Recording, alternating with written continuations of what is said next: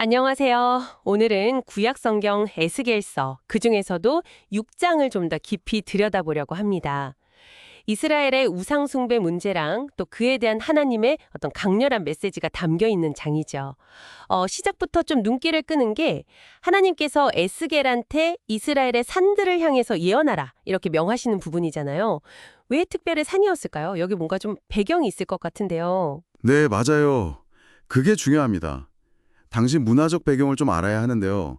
3절을 보시면 하나님께서 산, 언덕, 시내, 골짜기 다 향해서 말씀하시지만 특히 산당이라고 불렸던 곳들, 그 높은 곳들이요.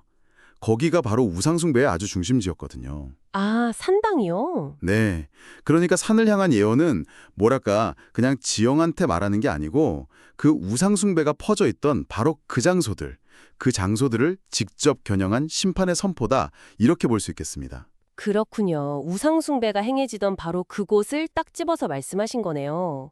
그럼 그 심판의 내용, 이게 구체적으로 어떻게 그려지고 있나요? 읽어보면 상당히 좀 강렬하게 묘사되어 있던데요? 네, 맞습니다.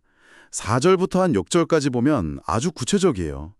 제단들은 막 황폐해지고 분향단들은 깨트려지고 사람들이 자기들이 섬기던 그 우상 앞에서 칼에 맞아 쓰러질 거다. 이런 말씀도 있고요. 아, 심지어 5절에서는 그 시체들을 우상 앞에 두고 해골을 제단 사방에 흩어버릴 거다. 이런 정말 끔찍한 예언까지 나와요. 또 거주하는 성읍들이 폐허가 되고 산당들이 황폐하게 될 거다. 이런 경고는 심판이 얼마나 철저할지 보여주는 거죠. 듣기만 해도 좀 무서운데요. 이렇게까지 아주 강렬한 파괴, 심판을 내리시는 이유가 있을 텐데요.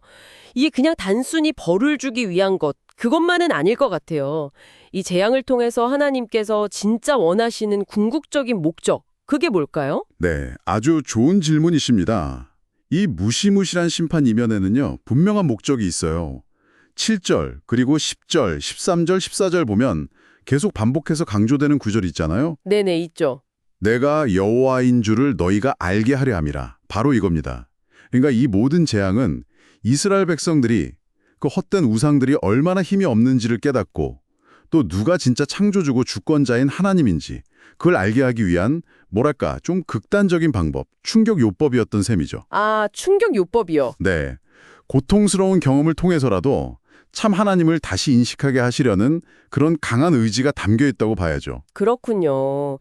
그런데 또 보면 이스라엘 전체가 완전히 다 멸망하는 건 아니라는 점도 좀 눈에 띄어요. 8절하고 9절 보면 이 심판 속에서도 살아남는 사람들이 있을 거다 이렇게 이야기하는데요. 이 남은 자들, 이들은 어떤 의미가 있을까요? 네, 맞습니다. 심판의 그 절망적인 상황 속에서도 어떤 희망의 실마리가 보이는 부분이죠. 11절, 12절에서 칼과 기근, 전염병으로 많은 사람이 죽을 거라고 예고하시지만 하나님께서는 분명히 남은 자를 두시겠다고 약속하세요. 8절에서요. 네. 이 사람들은 이제 여러 나라로 흩어져서 포로 생활하게 될 텐데요. 바로 그곳에서요.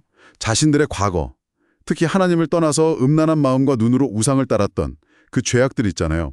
그걸 기억하고 스스로를 미워하면서 깊이 뉘우치게 될 것이다 라고 구절은 예언합니다. 아, 기억하고 뉘우친다. 네, 바로 이 고통스러운 기억이랑 회개를 통해서 그들은 하나님의 경고가 진짜였구나.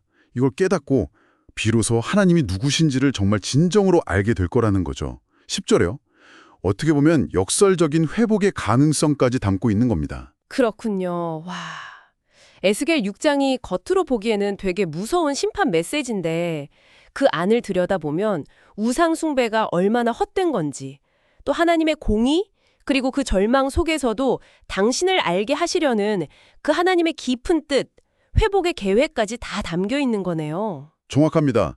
심판을 선포하시는 와중에도 나를 기억하라. 9절. 이 말씀처럼 어떻게든 관계를 회복하고 싶어 하시는 그 하나님의 마음을 엿볼 수가 있죠. 네. 가장 깊은 절망, 포로라는 그런 상황 속에서 떠오르는 기억, 그리고 거기서부터 오는 깨달음. 이게 과연 어떤 힘을 가질 수 있을까요? 어쩌면 이 질문이 오늘 우리에게도 좀 생각해 볼 거리를 던져주는 것 같습니다. 여러분께서도 이 부분을 한번 깊이 곱씹어 보시면 좋겠습니다.